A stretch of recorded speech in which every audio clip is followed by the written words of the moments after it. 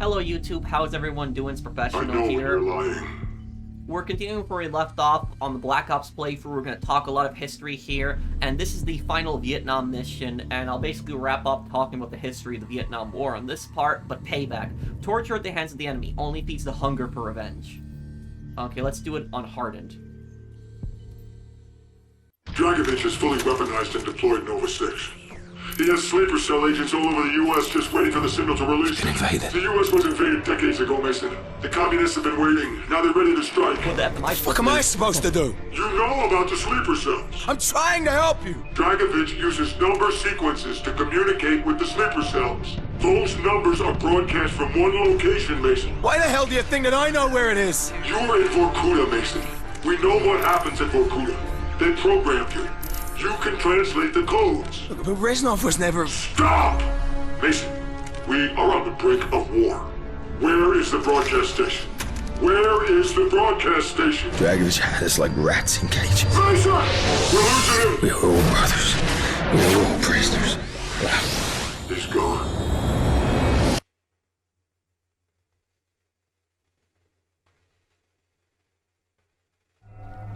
Mason. Mason, you with me? Woods. Dragovich is fucking with us. We were all fucked and we knew it. Okay, so let me talk a lot here. I got a lot to cover again on this part. So, the cage that Mason and Woods are in, those actually existed. They were actually bamboo cages, oftentimes referred to as tiger cages. This is actually a picture of what these cages looked like. This was a man that was portraying a Vietnam-era prisoner at an event in Washington, D.C. I don't know if this guy was a veteran or not. This was a picture that I found. It's a really, sad and disturbing picture. So a guy portraying of what veterans went through in these cages. And these cages were actually not started by the North Vietnamese or the South Vietnamese. They were actually started by the French. The French were the ones who originally built these cages when they had colonized Vietnam. So when the French colonized Vietnam, they put a lot of Vietnamese freedom fighters, a lot of Vietnamese people that went against the French specifically in these cages. And these cages were very small, as you can see, that you could not stand up in these cages. You didn't have a lot of room in these cages. It was very difficult to sleep. Like, you couldn't even fully lay down because of just how small the cages were. And on top of that, a lot of these cages were actually in the water. So if you actually pay attention to that scene, you can see Mason and Woods are specifically in the water. And they actually did that. The Vietcong would specifically do this to a lot of American prisoners. They would put them in these, bamboo tiger cages they would leave in the water. And you would have a little bit of your head over the water. So maybe around here. And the reason that they put them in the water specifically was to make them exhausted, make them tired. The idea was that they could not fight back, they could not run away, and it would also demoralize them and break them. And the reason that water would break them is because, think about it this way. Think about what happens when think about if you're in a bathtub. Let's just say that you're laying in a bathtub for an hour, or you're even in a swimming pool. Not even swimming in the swimming pool, but you just sit down in a swimming pool for an hour or two. Think about what happens to you after you sit in that bathtub, or sit in that swimming pool for an hour or two. You notice how you start getting tired, you start getting exhausted sitting in the water for so long. The reason that happens is because one of two things. If it's really hot outside, your body is trying to cool you down as you're in the water, which is making you more tired. And if the water is cold, your body is trying to warm you up. And because of that, what's happening is, your muscles are moving around the water, your body's getting used to the water, and you're getting tired. Now imagine that's only if you sit an hour or two in the water, in a bathtub or a swimming pool. But now imagine being in that water the entire day. Imagine being in that water for even days at a time, several days, with only your a little bit of your head sticking out like this. You know what that would do to somebody? It would make them extremely exhausted. I can't imagine what it would do to your skin also. On top of that, this is really dirty water. You're dehydrated, thirsty, you can't drink this water. You're probably going to get a disease from it too.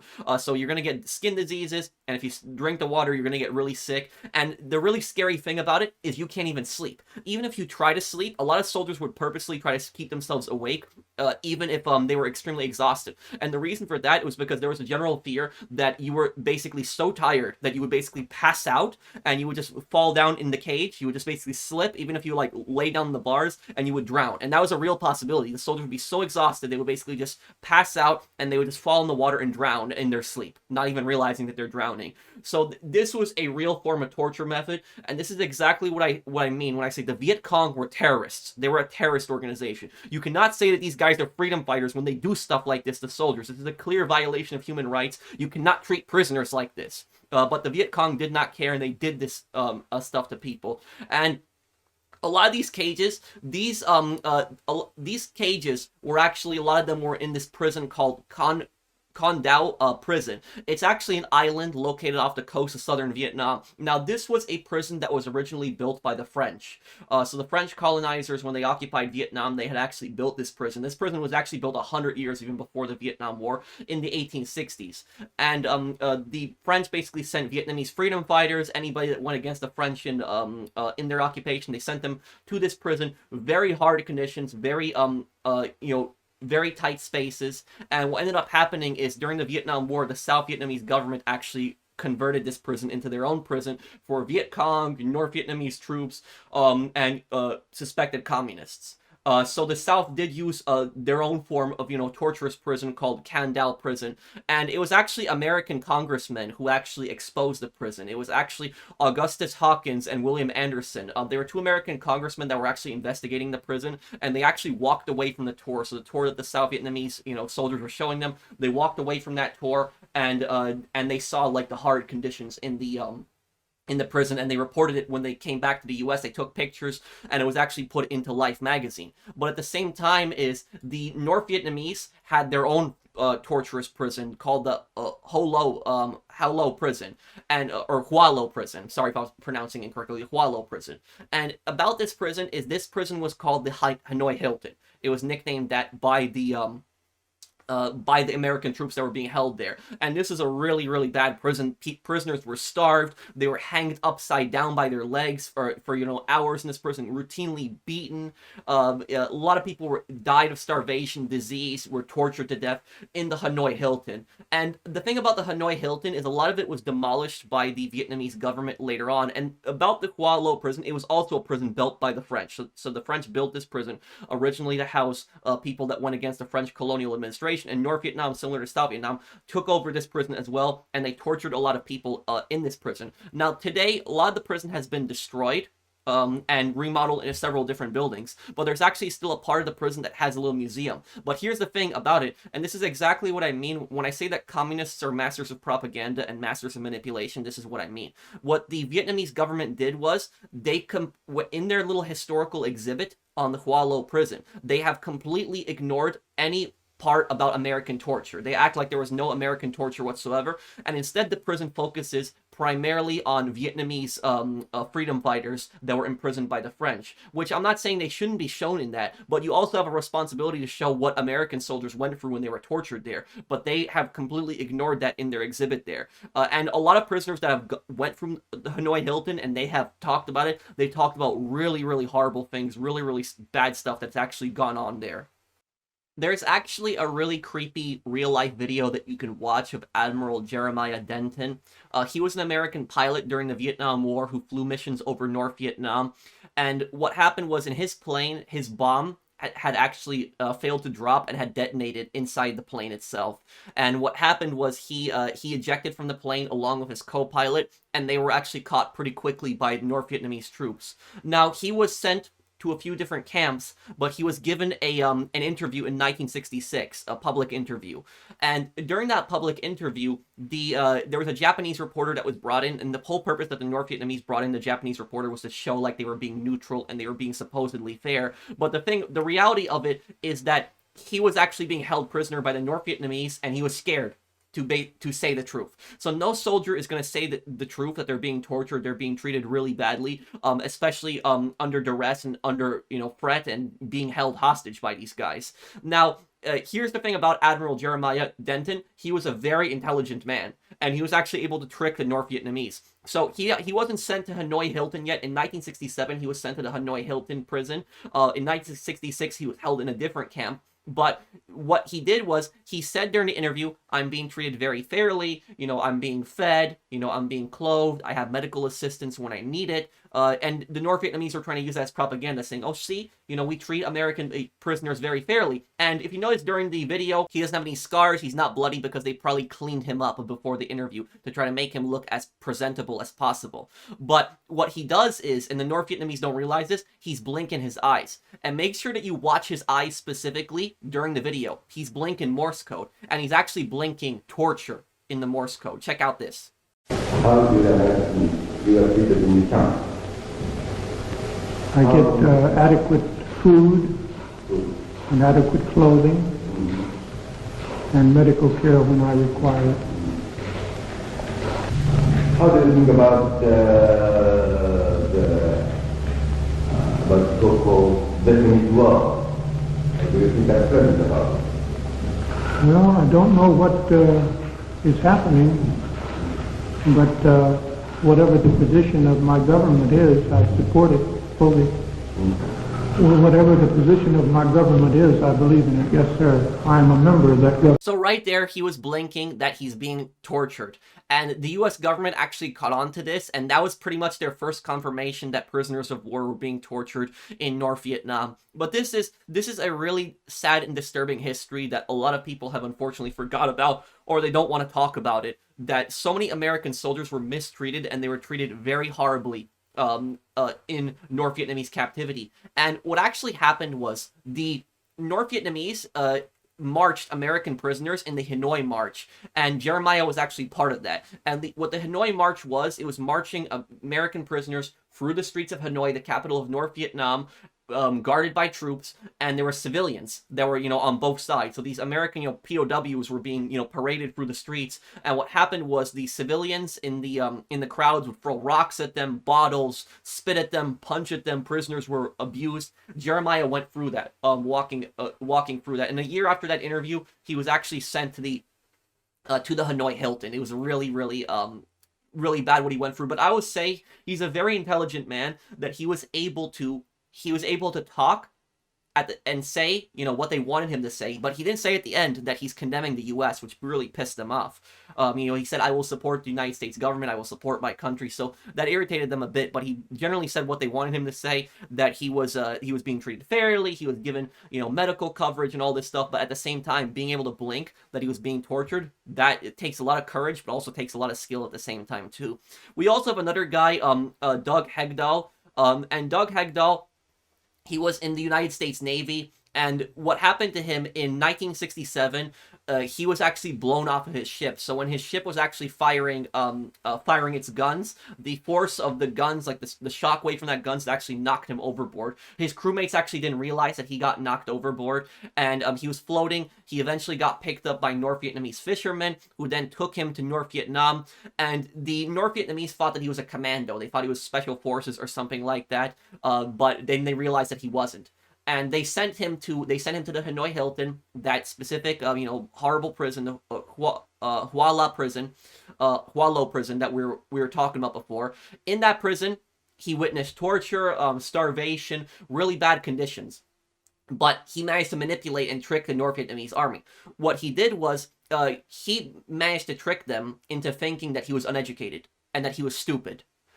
He told them that he was from a poor family, that he didn't know how to read or write. He actually did know how to read or write, and they fell for this. They believed this at first. They wanted to use him for propaganda purposes, and the reason they wanted to use him for propaganda purposes was they were saying, oh, you have a poor, farmer boy, working class, American soldier that is speaking out against the Vietnam War. So they wanted to use him for propaganda purposes, and they thought they would teach him how to read and write, but he acted dumb. He pretended like he didn't understand them at all, and they believed that he had low IQ, so they thought that he had a pretty low IQ, and the North Vietnamese nicknamed him the incredibly stupid one. So he managed to trick the North Vietnamese into thinking that he was pretty dumb.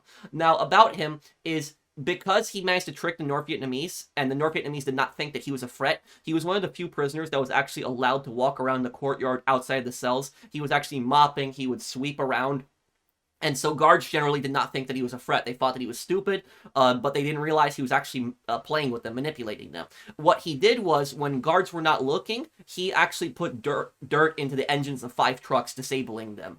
On top of that, he also tricked the guards, telling them that he needed a new pair of glasses. So they took him to get a new pair of glasses in the city. And when he was on that truck, he actually memorized the route from the prison to the city center. So he was able to explain exactly where the prison would be. He was working with another American POW named Lieutenant Commander Richard A. Stratton. And what the North Vietnamese were doing is they would occasionally release a few American prisoners, specifically people that they thought that they could use for propaganda purposes. What happened was Doug was chosen for this. They said, working class, guy, that we're releasing him out of the goodness of our hearts. But a lot of American soldiers, they would refuse to leave. And the reason for that is because they felt like they would be betraying their comrades by going. So, like, there was an understanding amongst POWs that nobody would be released, that we would all stay together, we would refuse to be released until everybody is to be released. But Doug didn't want to go, he did not want to leave, but Stratton made him go. And Stratton made him go because he told him that he needs to go back and he needs to tell the U.S. and the world what's going on exactly at this prison, how American POWs are being tortured. And the really insane thing is that Doug memorized over 250 prisoner names, over 250 American prisoners that a lot of people thought were dead, that were actually prisoners. He memorized them. And how he did this is he memorized them with the Old MacDonald song. So Old MacDonald had a farm. He memorized them specifically with that song. So he would sing the song and he would remember a specific pattern of names. He recited it to himself several times. And he informed the U.S. about this. And then 1 year later at the Paris peace talks, he actually sat down at the Paris peace talks across from the North Vietnamese representatives, and he actually accused them in front of the world of torture and abusing American prisoners. And what he did was, he said that about Stratton, he said that the North Vietnamese murdered Lieutenant Commander Richard A. Stratton, and he did this on purpose, even though he knew that Stratton was probably still alive a year later. The reason that he said that they murdered him is because the North Vietnamese then released him. They released Stratton, saying, "Oh look, Stratton is alive," but the North Vietnamese didn't realize they got played. So he basically tricked them into releasing his friend, and he got him released. And Stratton never forgot what Doug did for him. But that's the thing is, this guy, pretended to be stupid, and he tricked the North Vietnamese. He saved a lot of people, exposed what had happened at the at that camp, disabled trucks. He memorized an entire route to the prison. This is a very, very intelligent man that managed to do something like this. It's extremely impressive. It's extremely impressive what he did, and also horrible at the same time what he went through. But anyways, let me continue on here, and I actually got a few more things to talk about in my playthrough here. And all I could hear was Bowman sobbing. He'd given up. Who could fucking blame him? Bowman! Tired. I just want to end You this. don't mean that, Bowman! Fuck you, Charlie! Bowman, don't! You dead American! Последний шанс. Играй или умирай. About this guy, this Soviet guy right here, I understand a little bit of what he's saying, Grai Umirai. I think that's what he said, which means play or die. It's very similar to Polish here, but they're forcing them to play Russian roulette. Now, about this guy specifically here, this scumbag, this guy is a Soviet advisor. And a lot of Soviet advisors were in the Vietnam War, and I think around 20 died in total in the entire conflict. But people act like the Soviet Union was not involved in the Vietnam War when they very much had a critical role. They were one of the main suppliers of North Vietnam, including China weapons, artillery, supplies. And they also sent military advisors. So how America sent military advisors to South Vietnam, the Soviets sent military advisors to North Vietnam. And there's pictures that you can see of these Soviet advisors. The Soviets would most of the time keep these advisors away from the front line because the Soviet Union's position is that the Soviet Union was not officially involved, when they very much were. But there was cases where these Soviet advisors would get killed. Sometimes they would join the North Vietnamese and the Vietcong in active combat. Not a lot of them died in combat, a few of them did, but it was most likely covered up. That's what probably happened, is if the Americans did end up killing a Soviet advisor, it was probably covered up by the US government, because even the US government would not have wanted to report on that they killed a Soviet advisor, because that would even bring more tensions during the Cold War and could lead possibly to World War III. But yes, there was Soviet advisors that would train the Vietcong, which was a terrorist organization, and they trained the North Vietnamese army. And here's another thing. It's widely believed that Soviet pilots also flew MiGs. They flew MiG-17s during the Vietnam War. But also on top of that, here's another thing. We did actually fight the Soviets actually directly in combat in one war. Do you know what that war was? The Korean War. In the Korean War, there was actually Soviet pilots that would actually fly the MiG-15. So the MiG-15 was a brand new, very advanced jet at the time. And the Soviets did not trust the North Koreans. So even the Soviets didn't trust the North Koreans. They didn't want to give the North Koreans the MiG-15s. So a lot of MiG-15s were actually piloted by Soviet pilots. And a lot of times what the Soviets would do is they would choose pilots specifically from far eastern parts of Russia, or like Siberia. They would choose Soviet pilots that were Asian, and they would choose them specifically for that, because if they were caught, they would be dressed in North Korean uniforms, but they were soldiers. But they were Soviets. And if they got caught, the Soviets could basically say, oh, you know, they're not Soviets, they're North Koreans. That's what it was. So there was Soviet Far Eastern Siberian pilots that flew the MiG-15s in the Korean War against us. And so that's all I say. There was a lot of Soviet advisors in both the Korean War and the Vietnam War. People act like the Soviets did not have an active role in that when they very much did. You don't scare me. Communist piece of shit. Bowman! Bowman! You fucking son of a bitch! Next! I'm gonna kill you all! Don't you touch me! What? Shit.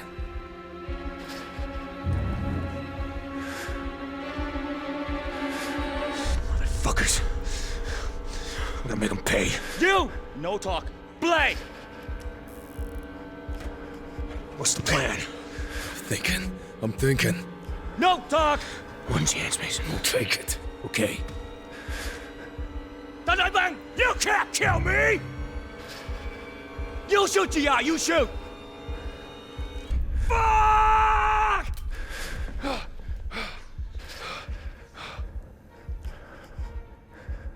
This time, do it. Im line! Ready. Play. Bang! 6 and 8 o'clock.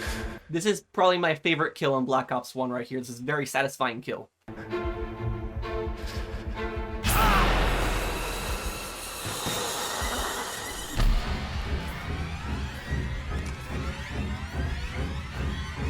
Yeah!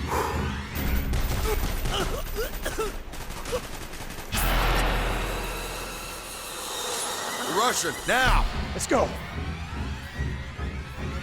Bowman had pretty much given up at this point. You know, he was completely demoralized. They broke him, and I think in a way Bowman wanted to die. He wanted it to be over. He didn't want to, you know, go through the torture anymore. That's the thing is when they torture you so badly that you pretty much want to die at that point. They've broken you, that you don't want to live anymore because you don't want to get tortured anymore. It's absolutely horrible. But I will also say something else.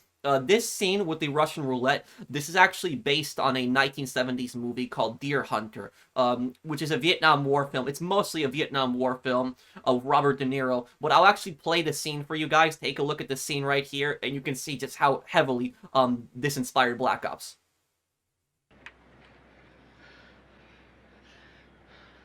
Come on! These fuckers. Go ahead, Nicky. It's gonna be all right. Go ahead. Go ahead, Nicky.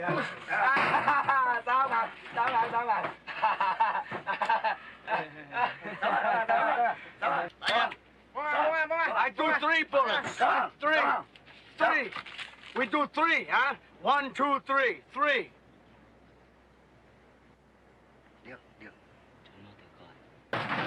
Làm xuống mau! Oh, yeah. Giang ra. Okay. Im!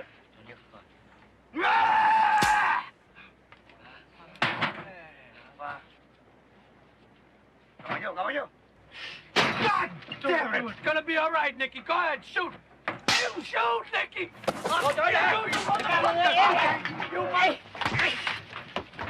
You Go down there! No, Nicky! Oh, you got... Oh! Oh, you're gonna die, you motherfucker! You're gonna die! And...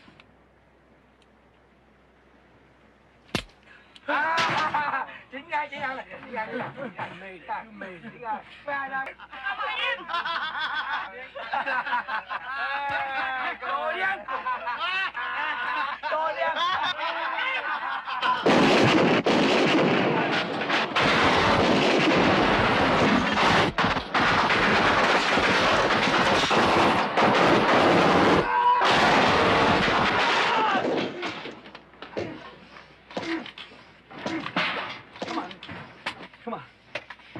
Come on.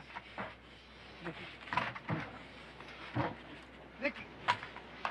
Come on, damn it! So get away. So see, that entire Russian roulette scene was, this here was based on Deer Hunter. And the rest of this mission is actually based on Rambo 2, which I'll talk about in a little bit. He's down! If he makes it out, he'll warn Kravchenko! He ain't getting out. Chú Tư Quân!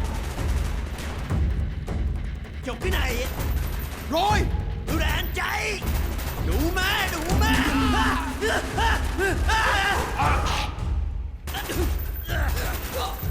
Keep going!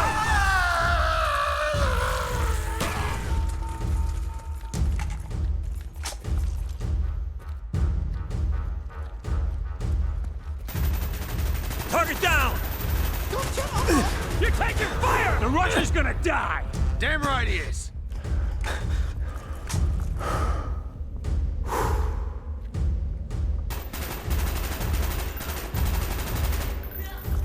Nằm xuống! Để chúng tôi!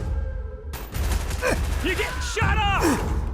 Well, he'll pay for what he did! Not just him, Krevchenko too.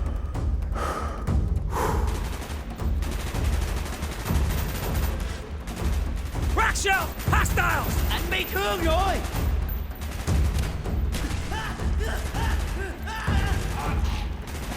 We're losing him, Mason!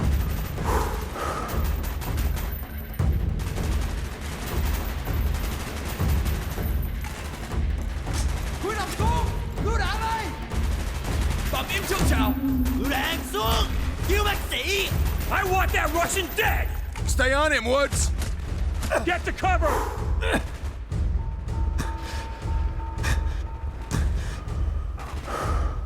Got one by the waterfall! Cúi đầu xuống! Lựu đạn đây! Có người bị thương! Heads Chạy down! nằm xuống! Gotta kill him for Bowman. He's dead! Bị thương! Chụp cái này! Take cover! Để прикрыться спины!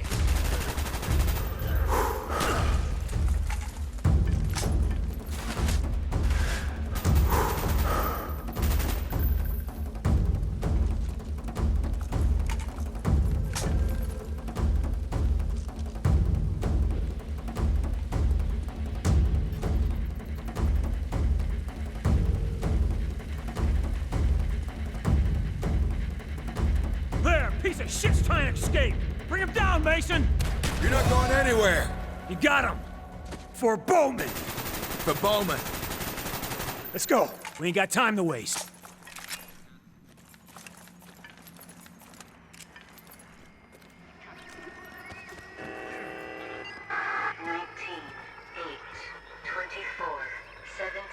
Kravchenko's compound can't be far. Evil bastard's days are numbered.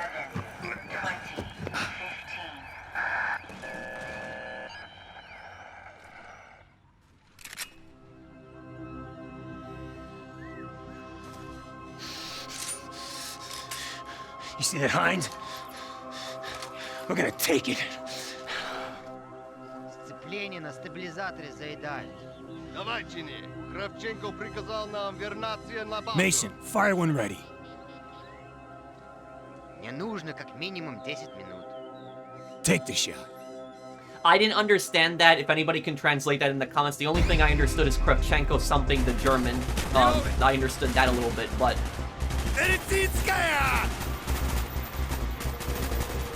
Кидаю гранату! Ой, санитара, сюда!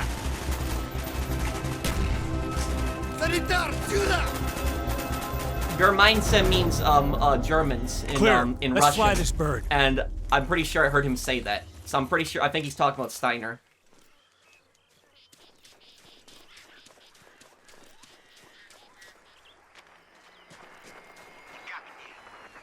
Come on, get in the hind.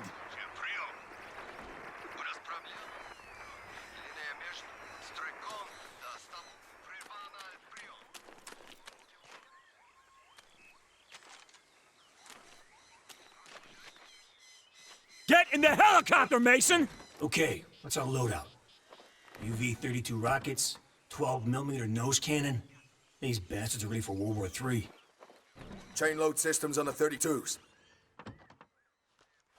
Here's a fact for you. The reason that almost all Russian aircraft, the controls, the background is painted in green is because they believe that green is easier on the eyes. Green is the color that the human eye can see the best. Orders on. My stick. UV-32's assigned. 12mm cannon assigned. We have full power. You ready? Ready. I'll take her up above the canopy, then hand over the stick. Clear. I'll call targets as I see them. All enemy targets are valid. Understand? We have coordinates of Kravchenko's compound. We follow the river all the way. Got it. Give me the stick. You're a bird. Keep your eyes on the dirt. I don't want to get shot in the falls. Got you, Woods. So, about this, let me talk a little bit more history here. So remember how I showed the Deer Hunter clip? This mission is based on Deer Hunter and Rambo 2. Rambo 2 kind of inspired the story for, Rambo 2 inspired the story for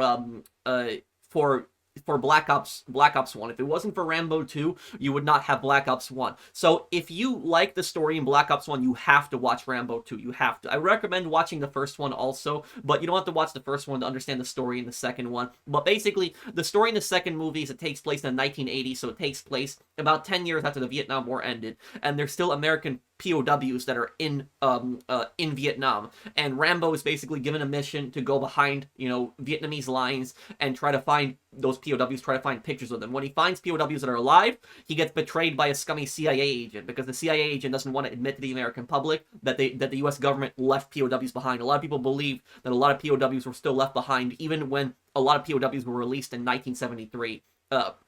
Now, in the plot in Rambo 2, Rambo gets caught after being betrayed by the CIA agent, and there's basically a Soviet Spetsnaz officer in that movie, and also his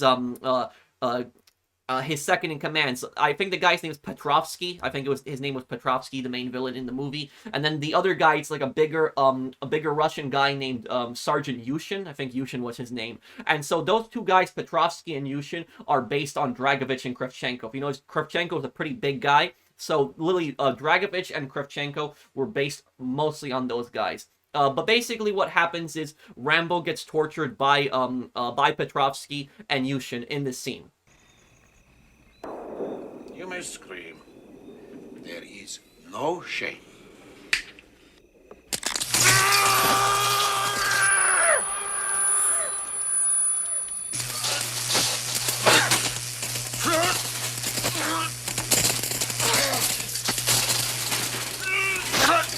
After Rambo gets tortured, he ends up escaping. I'm coming to get you.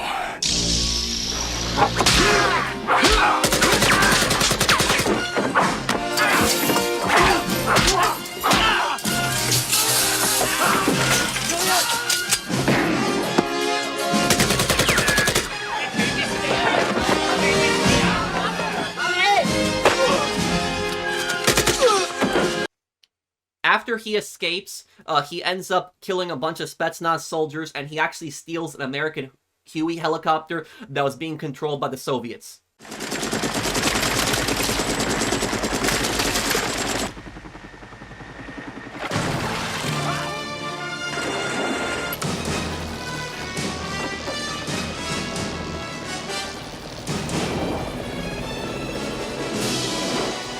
Then he actually fights his way back up to that compound and gets revenge on them and blows up all of the Soviets and the North Vietnamese and saves the POWs.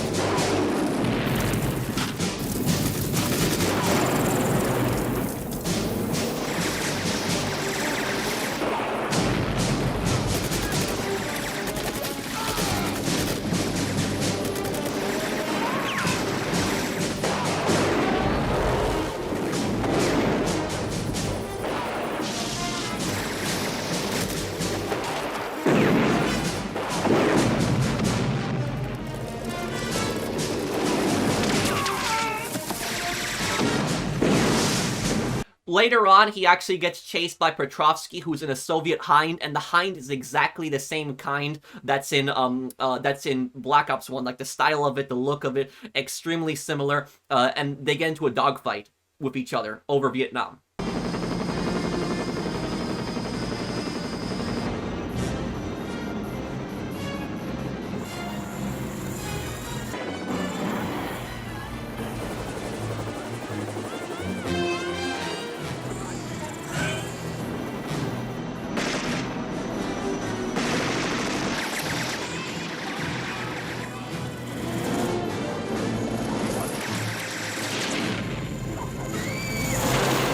So that was basically Black Ops 2 is heavily inspired by it. I don't want to spoil too much more of the movie, but you have to watch Rambo 2. If you like Black Ops 1, watch Rambo 2 if you ever get a chance. I think Rambo 1 is free to watch on YouTube right now, but the Rambo movies have always been my favorite action American movie. So out of all my favorite action movies, the Rambo movies have always been my favorite ones, and Rambo is such a great series. But do check it out.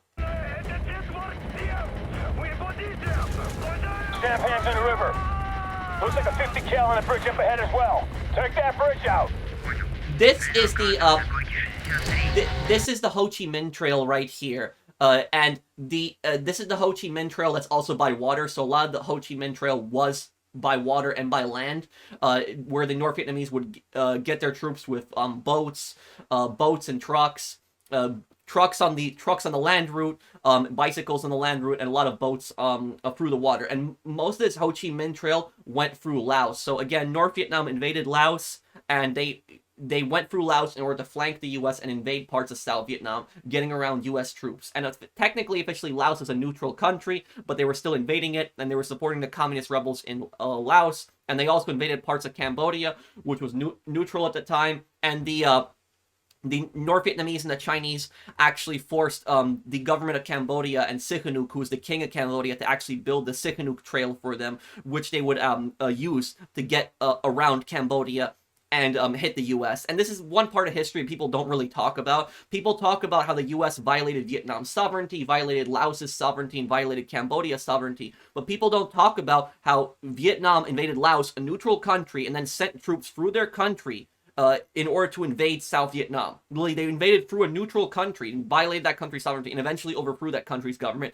and put in a pro-communist government that was friendly to Vietnam. And they also violated Cambodia's sovereignty. We're not talking about the 1979 invasion where they removed the Khmer Rouge. We're talking before the Khmer Rouge came to power, when Cambodia was a monarchy. Vietnam invaded Cambodia and Laos, violating their sovereignty and using those two countries to build this crazy route that they were invading South Vietnam through. But people don't talk about that. They act like, North Vietnam did nothing wrong in the war. Nice work. But yeah, this mission is complete revenge. You're gonna get complete revenge on the North Vietnamese and the Soviets. It's destroying everything. Charlie's highway below.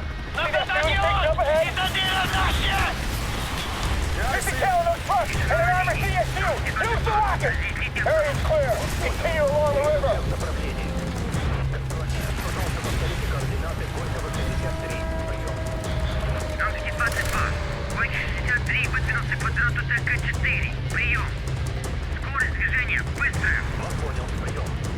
That's an NVA supply station. We must be close to the Ho Chi Minh Trail. Put them out of business, Mason.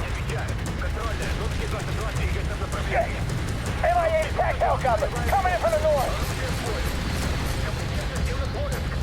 I think that there's a trophy in this part to shoot down the helicopters with only missiles.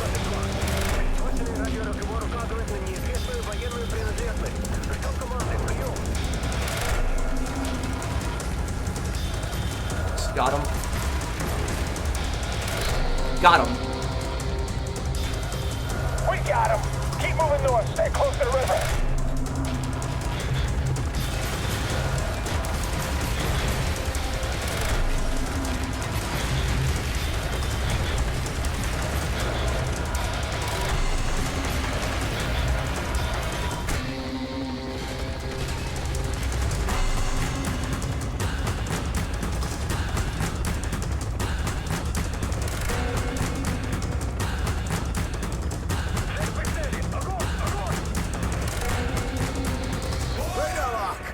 That's not good.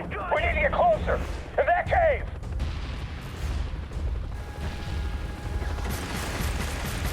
I have rockets! Wait for the reload! Clear them out! Good job. That's the last bird those bastards bring down. Charlie's built a pipeline right across the river. Take it down and hit the bridge. I have rockets! Wait for the reload!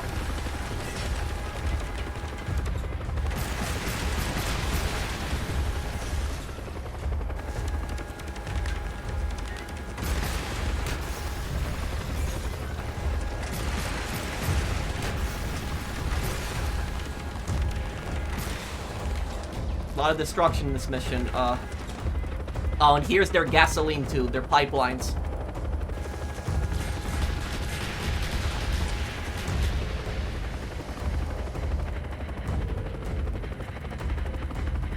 Holy shit, Mason! We hit the mother lode! That's the Ho Chi Minh Trail down below us! We got a pipeline to the south and a main camp to the north! Take them both out!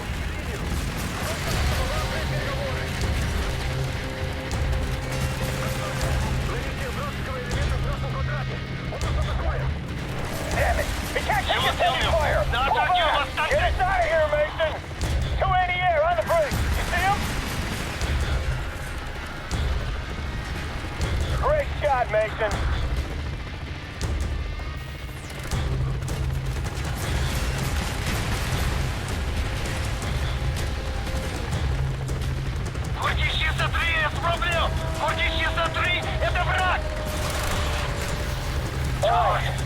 Kravchenko compound should be just ahead. Нам нужны вертолеты Ми-24! Немедленно!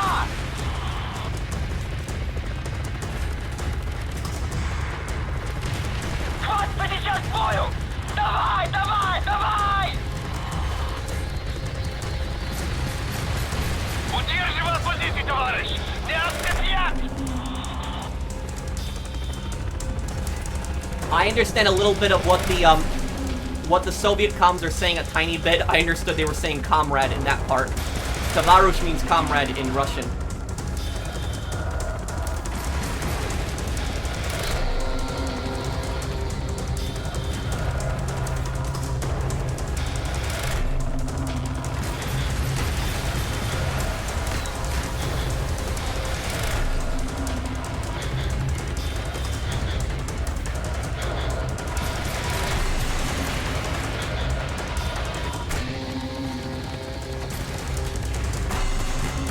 Gas, right?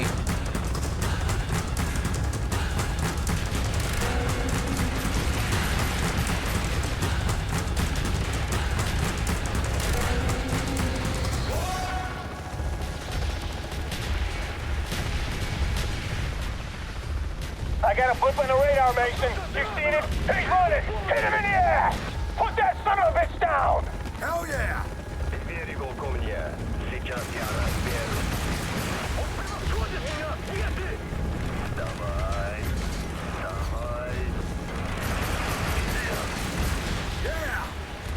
One down! One to go! I have rockets! Wait for the reload! Yes. Fuck yeah! Payback, you sons of bitches!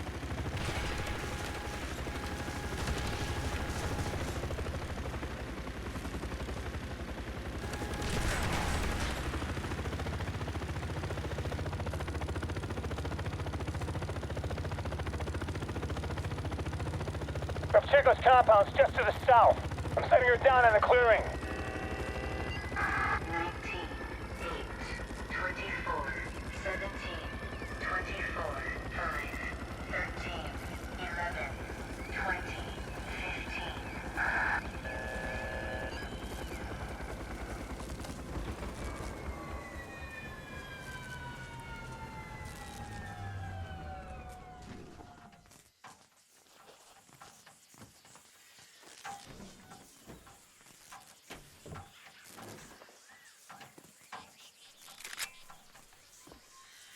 No reason to play this quiet, Mason.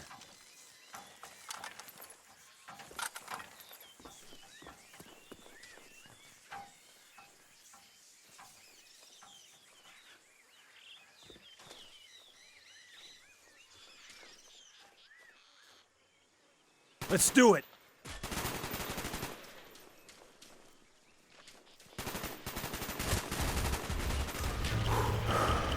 Достань морфий!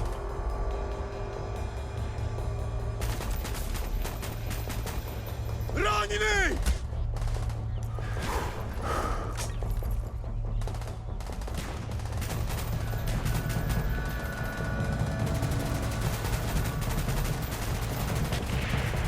Санитар, сюда!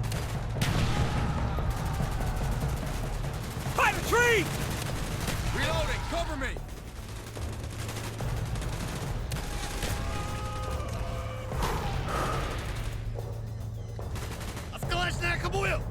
Хорошо! Take advantage of this grenade launcher as much as I can.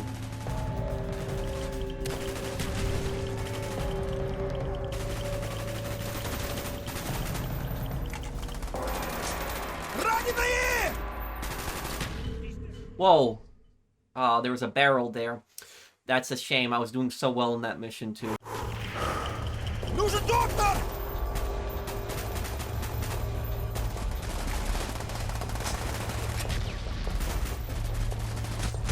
You're getting shot up!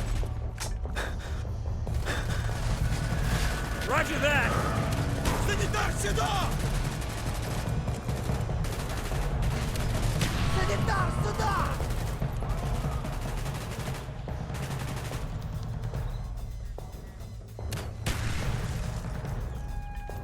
Санитар!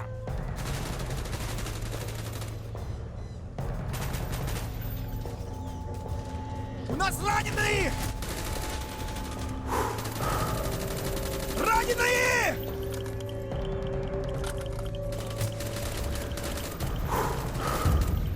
Достань морфий!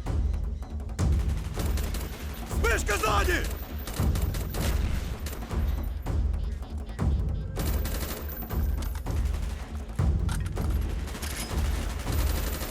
Mason, grab that flamethrower. We'll burn these bastards.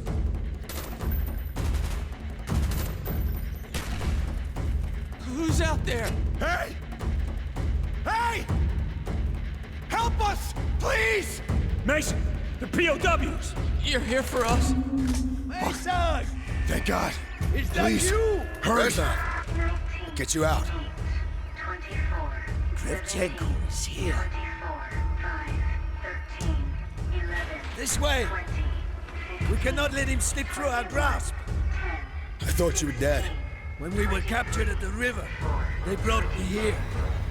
Mason, what the fuck I are was you to be doing? returned to You gotta Russia. get these guys out. For Dragovich to decide my Notice what Wood said to Mason in that part. We're in charge of our own destiny now, Reznov. Kravchenko must die. Yeah, and this is just so great. This is such an awesome mission, and then you free up POWs. Now you're all going to get payback on Kravchenko. Я его вижу! Будет сделаю! Enemy on the stairs! Вот туда! Подавись! Take cover, grenade! Contact the stairs! Уничтожи! Take cover, grenade! Я вижу, это я!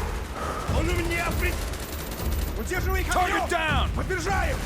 Санитар! Вон они! Враг нейтрализован! Он труп! Подтверждай! Принято! Поле зрения! Target's on the catwalk! Понял! Вижу их! Tango, get the stairs! Target, Я его down! вижу!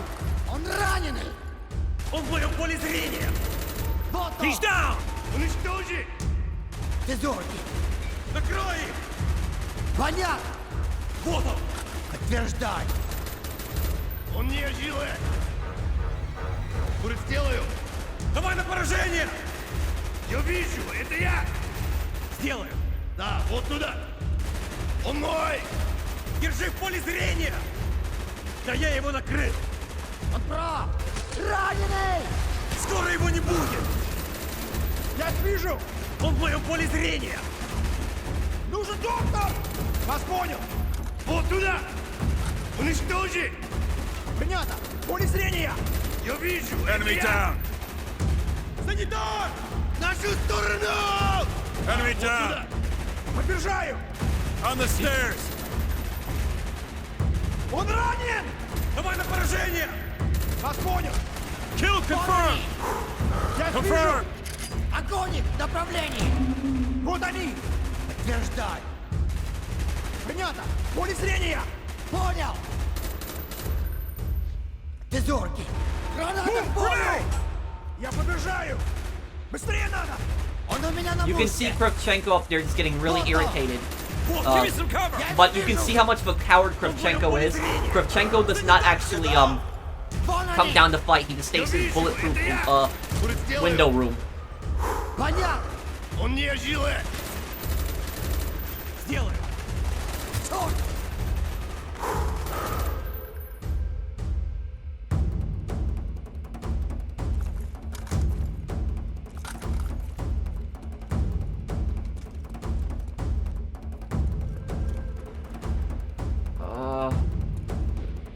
I know there's one more intel in this area here.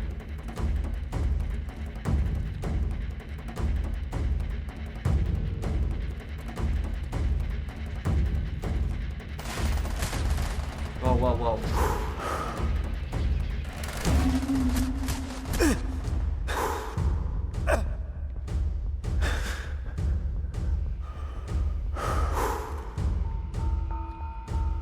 Getting shot from? Oh, here it is. Got the intel. Okay.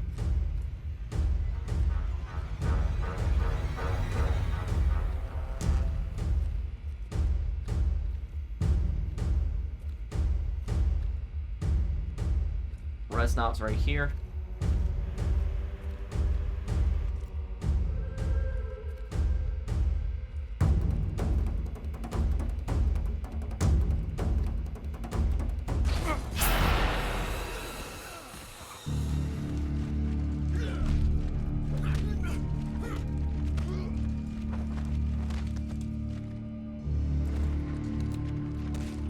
Not this time, American.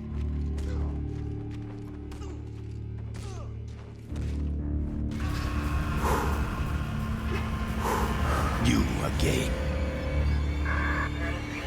I should have killed you in Vorkuta. Got you now, you son of a bitch. You will die with me. What? This part's really creepy. I got you, Mason. What? You're okay. Are you okay? Mason. Reznov. Kravchenko is dead. Dragovich, Krevchenko, Stein. All must die. For God's sake, where is the number station? All must die.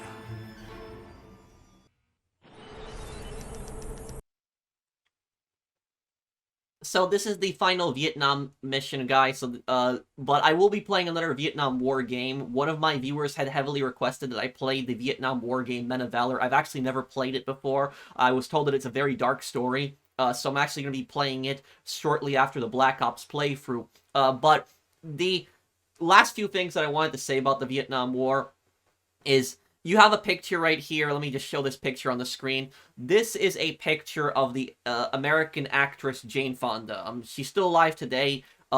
She's a famous actress. And that is her in Hanoi in North Vietnam. She visited North Vietnam. And not only did she visit North Vietnam, she sat on top of an anti-air gun that was used to shoot at American planes and took a picture there. And she claims to be an anti-war activist. And this, what I will tell you about Jane Fonda also is Jane Fonda met with American soldiers in that were at the Hanoi Hilton prison. She met with American POWs. And those American prisoners of war told her we're being treated very fairly, we're being fed, we're being given medical care, we're being given proper housing. And, she came back to the U.S. and she said, oh, it's all American propaganda. There's no torture in Vietnam. The American POWs told me. She is such an idiot. literally, she thinks that because American POWs told her they weren't being tortured, that means they weren't being tortured. If they told her they would have been tortured, they were being tortured, they would have been tortured even more, or they would have been killed. So, of course, everybody under, stress, under, being held hostage, is going to say that they're not being tortured. But she claims to be an anti-war activist, and yet she was defending North Vietnam. And I will tell you something about this, is you cannot be an anti-war activist if you only condemn the U.S., but you do not condemn North Vietnam, especially, a lot of the atrocities that the communists have committed, and especially, them invading Laos and Cambodia. So, apparently, whenever you confront, communists who support North Vietnam, they will always say, North Vietnam didn't invade South Vietnam because it was their country. They were liberating their country from evil American imperialists. That's the propaganda that they will constantly, say, blah, blah, blah. But they don't talk about how they invaded Laos. They invaded Laos, a sovereign neutral country. They built a Ho Chi Minh Trail through it, which they were using to invade, South Vietnam. They were literally invading South Vietnam through a neutral country. And on top of that, they also invaded Cambodia, which was a neutral country in 1970, and they built the Ho Chi Minh Trail and forced the king of Cambodia at the time, Sihanouk, to also build the Sihanouk Trail. So they violated the sovereignty of two other countries, and not only that, they overthrew the governments in those two other countries. They overthrew the government in Laos, helped the Laos Communist Party come to power, and overthrew the government in Cambodia. Cambodia went through a coup, but then the North Vietnamese ended up overthrowing their government also. So there was an American-backed coup, and then there was a North Vietnamese supporting the Khmer Rouge. I talked a lot about Cambodia in my last part if you want to know more about Cambodia's history, but the point that I'm getting at right here is that America did not just lose the Vietnam War, but what America also lost is America lost the propaganda and information war. We lost the information war. We lost that really badly because literally is the communist propaganda is just so strong that it portrays the North Vietnamese as like heroic freedom fighters fighting for their country, and the Vietcong, which were basically a terrorist organization that targeted civilians, butchered civilians that did not cooperate with them, engaged in such horrific torture as freedom fighters. That is how bad the communists have literally manipulated the situation. Like I said, communists are masters of propaganda. And as for stupid Jane Fonda here, Jane Fonda, I can't tell. Honestly speaking, I cannot tell if Jane Fonda is a communist or just stupid, or she's probably both. So literally, she said. Years later, she said, I regret taking that picture on that anti-air gun. I didn't know it was an anti-air gun. I was just tired and I decided to sit down. Oh yeah, you're wearing a helmet and you also have it like this in your ears. You clearly know that it's an anti-air gun.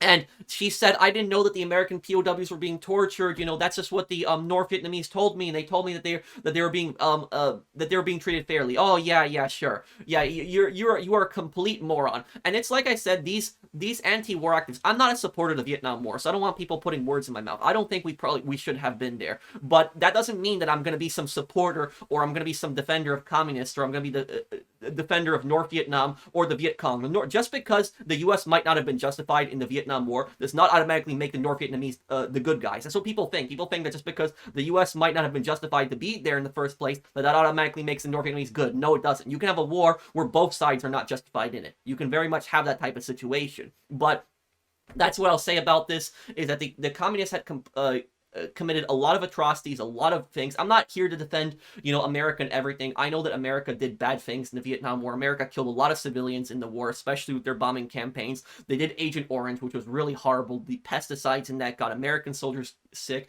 got Vietnamese civilians sick for generations. So I'm not going to make an excuse for, the bad things that America's done. If you watch my other parts, you will know I've criticized the U.S. and I've criticized the bad things the U.S. did. But people, accusing me of being like some, American government suck-up because I criticized the North Vietnamese and I criticized the communists. And, especially my parents' country, Poland, it went through communism. I know how what a lot of communists do, how they act, what they do once they seize power, and in my opinion, the communists have destroyed Vietnam. I think they did destroy Vietnam. I think that Vietnam would have been. I personally think that Vietnam would have been a better place if South Vietnam had won the war. If South Vietnam had won the war, it would have been just as big as South Korea today. But unfortunately, North Vietnam ended up winning, and they took over, South Vietnam, forced communism on it, and then they ended up putting in free market reforms, which helped their economy later on. But it would have been just a much more success if they had never gone through communism in the first place. And about these anti-war activists, these idiots like Jane Fonda,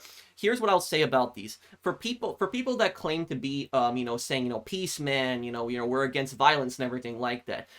Have you seen these people, condemning North Vietnam in the same way that they condemn the US? Like I said, you can only be a peace activist, anti-war activist, if you are condemning North Vietnam and America. But if you're only condemning America and you're not condemning North Vietnam and you're doing crap like this, you're actually meeting up with the North Vietnamese. And not only that, she also went on the radio. She went on the radio in North Vietnam and was spewing, North Vietnamese, communist propaganda. If you're doing stuff like this, you are not a peace activist. You are a propagandist. That's exactly what Jane Fonda did. And she's extremely lucky. She's extremely lucky she was never arrested and charged with treason. The reason that she was never arrested and charged with treason is because America hadn't made a formal declaration of war against North Vietnam. So technically, we were not at war, at least on paper. And so because of that, she could not be prosecuted for that. There was a really stupid American woman called Axis Sally during World War II. And Axis Sally, what she did was she traveled to Germany, before World War II, took German citizenship, and then she spent years on the radio doing propaganda broadcasts against the Americans in English, betraying her country. And Axis Sally was actually prosecuted after the war, spent a number of years in prison. Jane Fonda wasn't... it was only a one-off trip, so that's why she wasn't as harshly prosecuted as Axis Sally was. But she, like I said, and this is the thing about America, is America is largely a free country where she was able to do stuff like this. She was able to do crap like this, travel to North Vietnam, even speak on their propaganda, broadcast, sit on an anti-air gun that is, being used to shoot down, her own countrymen's planes, and she got away with that. She was not prosecuted. This just shows that America is a free country. It's not a perfect country, but you have freedoms that you don't have in a lot of other countries. And imagine if a North Vietnamese actor went to South Vietnam and sat on a South Vietnamese anti-air gun and took pictures with that and then went back to North Vietnam. What do you think the North Vietnamese would do to that person? So that's what I said, is she was extremely lucky that she did not get prosecuted for this. And for the people that, say, we're anti-war activists. You can only be an anti-war activist if you are condemning both, North Vietnam and the U.S. If you are condemning only the U.S., but you're not condemning North Vietnam invading Laos, you're not condemning North Vietnam invading Cambodia, you're not condemning North Vietnam for doing things like the Hue City massacre. That was one of the worst things they did. They killed thousands of civilians. Anybody they suspected of that could possibly be working with the U.S., anybody they thought was pro-South Vietnamese, they executed. They killed them, dumped their bodies in mass graves. The North Vietnamese committed a lot of massacres as well. I know the U.S. did bad things too. The My Lai massacre, I talked about it too. And in my opinion, every single American soldier that was involved in the My Lai massacre should have been put on trial, and they should have been executed. It was a shame that only one guy got punished for that, and the one guy that got punished, he didn't even get fully punished. He got placed for 3 years at house arrest. So really, every American soldier that was involved in that should have been put on trial, and we should have shown the world that we don't tolerate stuff like this, and they should have been, executed, the American soldiers that were involved in those massacres of Vietnamese civilians. But the point that I'm getting at right here is that the U.S. has been demonized so badly in the Vietnam War that you almost never hear about any of the bad things that the North Vietnamese have done. You never hear any of the bad things really about what the communists have done. Like, most people know about the My Lai massacre, and it should be covered. All massacres should be covered. But not as many people know about the Hue City massacre. When I was in school, I was taught about the My Lai massacre when I was in high school. But I wasn't taught about the Hue City massacre, which the Hue City massacre is the worst massacre of the Vietnam War, and it was done by the North Vietnamese against their own people. And the Hue City massacre, to this day, is not talked about in Vietnam. It's not talked about. It's completely erased from their history books. They act like that never happened. In America, you can talk about the My Lai massacre, where American soldiers had killed Vietnamese civilians. You can criticize the U.S. You can't do that in Vietnam. You can't talk about the Hue City massacre. I had a Vietnamese viewer of mine recently told me, who was watching this playthrough, who told me that in Vietnam, you cannot even have the South Vietnamese flag. If you have the South Vietnamese flag is considered like the Nazi flag, which is one of the stupidest things that I've heard. How can it even be compared to the Nazi flag? But that's how the Vietnamese government sees it. And if you have the South Vietnamese flag in Vietnam, you can get in serious trouble for that. So that's pretty much what I'm saying, is these people, a lot of these people like Jane Fonda, they claim to be anti-war activists, but they're not going to be condemning North Vietnam, invasion of Laos, invasion of Cambodia, North Vietnam's atrocities, their torture, their atrocities also against their own people. They're not. I'm not saying to excuse what the U.S. has done. If the U.S. does something bad like Agent Orange or My Lai, it should be talked about, and the people responsible for that should be arrested and put on trial. But these people act like North Vietnam and the communists did absolutely nothing wrong. They didn't do anything bad. North Vietnam helped Pol Pot come to power, which Pol Pot ended up killing millions of his own people.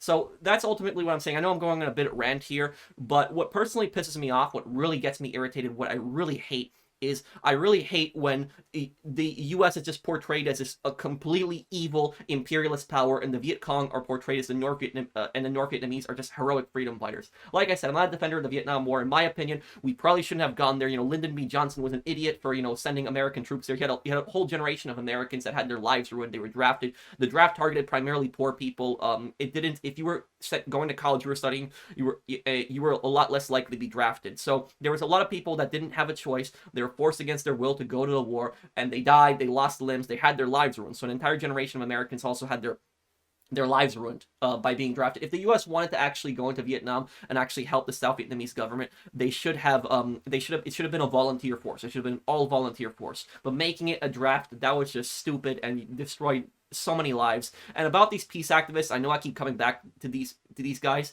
They claim to be peace activists, but these are the same people that will spit at American soldiers when they're coming back from the war and basically say, baby killer, evil, evil imperialist, blah blah blah, spewing all the constant communist propaganda that they say, evil, defender of imperialist Western capitalism, blah blah blah, whatever the communists will say. And so literally is that if you're gonna want to call somebody a baby killer, then say that to the people that got us involved in the Vietnam War. But literally is harassing soldiers that didn't have a choice, were drafted, forced against their will to go to that war, and then when they finally, they survive the conflict, they get back. Like, imagine losing your arms and your legs in the Vietnam War, coming back to the airport, you're permanently crippled, you've lost your legs and your arms, and then you see a bunch of idiots just basically spitting at you and calling you a baby killer.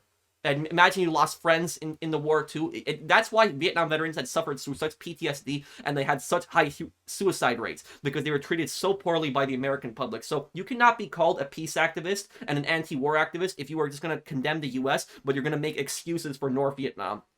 That's exactly what I say. And I think that Jane Fonda, I honestly think that she committed treason. But honestly, what she did is an absolute disgrace, and I do believe that what she did was treason against the U.S. And I'll say this, is you don't have to be a supporter of the Vietnam War to acknowledge that the Viet Cong and the North Vietnamese are bad people. And I'll tell you guys a personal thing about me. I'm extremely against the Iraq War when I was in high school. I still am extremely against the Iraq War. I think it was a pointless conflict. I don't think we should have ever gone there. But even though I was extremely against the Iraq War, guess what?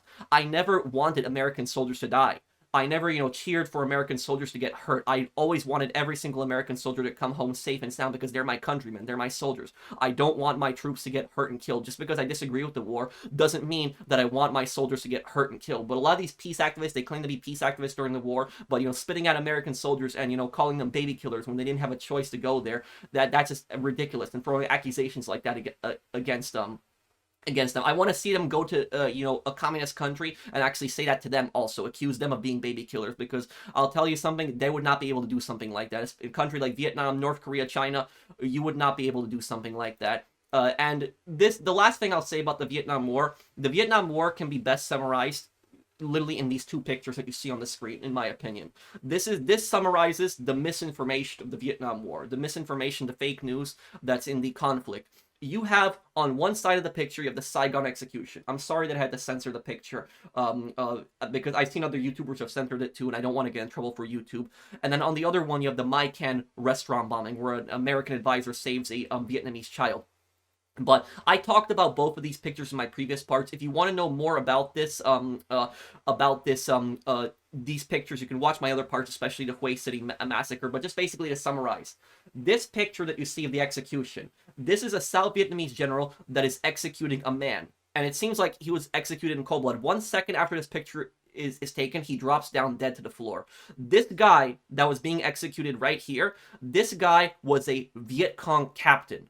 He was a Viet Cong captain. His name was Van Lem. And what this guy did during the Tet Offensive, him and his wife were running a tire shop where they were smuggling in weapons. his wife even admitted later on that they were both Viet Cong. So this was not some, innocent protester that was just executed in the streets. I don't support vigilantism, vigilante justice, but I'm just giving you the background on this picture. That guy that got executed, when you look at that picture, it makes it seem like the South Vietnamese general is pure evil and the guy on the right side is completely innocent. That is what communist propaganda and manipulation and fake news can specifically do. But the reality of the situation, that guy that gets executed in the picture, what he did during the Tet Offensive, him and his Viet Cong buddies, what they did was they were attacking South Vietnamese police, anybody who they thought was a supporter of the U.S., anybody who they thought supported South Vietnam. They kidnapped a South Vietnamese police officer and his family, and they tried to force the police officer to teach them how to drive tanks, because the Viet Cong had captured some tanks when they took a base, and the police officer refused. What this guy who got executed, what he did was he executed that police officer. He executed his 6 kids, his wife, and the police officer's 80-year-old mother. This guy was a child killer. And there was one child who actually survived after his mother was shielding him. The child got shot 3 times, 2 times in the body and once in the head, and he survived. And he ended up becoming an American admiral. And that is the part of the story that you don't hear about. The South Vietnamese general who executed him, he was told about Van Lem killing those kids. He knew about him killing those kids, and he was just enraged, and he just executed him in the streets. I don't support vigilantism. I don't support vigilante justice. But that general was really pissed off. And this was not an innocent man. This guy, if he got put on trial, he would have been executed. He would have been hanged or shot. He was a child killer. He was a mass murderer, what this guy did. He was found near a scene of a mass grave with a gun on him. But because of the picture, how the angle that the picture is taken, you don't know that full story. Because of the misinformation and the fake news, when you just look at that picture, you think it was an innocent man that's being executed, and the South Vietnamese general is extremely evil, but you don't know the full backstory on the picture. And the reporter who even took that picture, that South Vietnamese general, he ended up having his life ruined because of this picture. He lost a leg at the Battle of Hue City, and then what happened was he traveled to the U.S., and he opened up a restaurant. He was actually going to be deported back to Vietnam, where he would have been executed, but the reporter who took the picture felt guilty about it.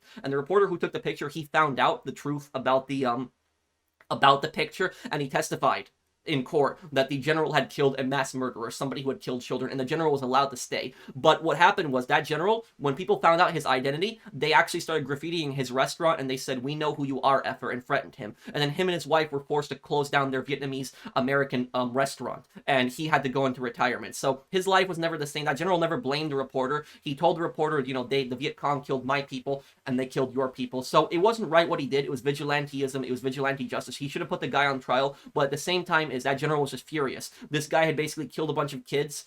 This was a mass murder, and he just executed him. But because of that, you don't hear about that backstory. You never hear about that. You only see the picture of the general who had executed this guy, and it makes it seem like he's some innocent civilian, when in reality he was a Viet Cong agent. He was not even in a military uniform. When you're not in a military uniform, you're not actually protected by the Geneva Convention. You're acting like a spy. He was dressed in civilian clothing. He was doing terrorist attacks. He killed innocent people. This was not an innocent man. But because, like I said, the misinformation that spread during the Vietnam War, you don't hear about stuff like this. You never, you don't hear about this. A picture can be misinformation. Even the reporter himself, the reporter who took the picture, he actually said that he regretted taking the picture. He should have never taken the picture because it's the misinformation that was spread around with the picture. And the other picture right here that we have, this is from the My Can restaurant bombing. And this was a restaurant, a floating restaurant, where American soldiers like eating at this restaurant in Saigon, the capital of South Vietnam. And the Viet Cong put 2 mines into the restaurant, and they electronically wired the mines to blow up. And when the mines went off, the reason that the Viet Cong mined that restaurant was to kill the American soldiers. But all the Vietnamese civilians that were in the restaurant, they didn't care. They saw them as eating in the same restaurant as the enemy, the so-called, imperialist Americans. And so they didn't care about those civilian casualties, and they detonated those mines, and they killed those civilians as well. And they killed 31 people in this restaurant and 80 wounded. And that child that you actually see in that picture right there, that child lost her mother. Her mother was killed in that bombing, and also her American soldier friend, which is believed to have been her boyfriend. But he was, both of them were killed, and the child was basically left without parents. The child was basically made an orphan, and that child was later adopted and sent to the U.S., and that child actually still lives today in the U.S. But that picture on the right side, the picture of, you know, the American saving the Vietnamese baby, do you see that picture as often? You don't see that picture as often as you see the picture on the left side of the Saigon execution, and because of that, it's the misinformation. It's the communists. Like I said, the communists are such masters of propaganda. They have spun the Vietnam War into such a twist. It portrays the U.S. as this pure evil. Pure evil. Evil Americans want to violate Vietnam's sovereignty, want to destroy Vietnam, want to colonize Vietnam, and portrays the communists and the Vietcong as such a good, honorable people and freedom fighters. And that's basically my last thing that I'll say about the Vietnam War. Again, I don't want people putting words in my mouth. I know I'm going to have some people accuse me in the comments of supporting like the U.S. in the Vietnam War, but I've made my position very clear several times. I said that I don't think we should have gotten involved in the conflict. I think it was stupid. If we wanted to get involved, we should have sent an all-volunteer force. It was a mistake doing the draft. It was a mistake getting involved. But just because we might not have had the best reasons for getting involved in the war, that doesn't mean that the communists in the in Vietnam were good, honorable people. What the communists will not show you is they will not show you pictures like this. This is the fall of Saigon. This is when the Vietnam War ended in 1975, when the North Vietnamese were capturing the capital of South Vietnam. You had hundreds, thousands of people fleeing to American ships, fleeing to American helicopters, fleeing to the American embassy, because they didn't want to live in a communist Vietnam. They wanted to live in a free and independent Vietnam. They didn't want to live under a communist system. And a lot of people died trying to escape to the American helicopters, trying to escape to the American ships. It's absolutely horrible. It's tragic. This is stuff that the communists won't show you. They make it seem like all of the Vietnamese in Saigon had welcomed the North Vietnamese with open arms. No, there were people that were terrified of them. They saw what happened in Hue City, and they were scared of something like that happening again. And Vietnamese Americans to this day, Vietnamese Americans are some of the most patriotic people ever. They absolutely love America. They hate communism. They wave, you know, South Vietnamese flags in front of their businesses, in front of their restaurants. They're extremely patriotic people.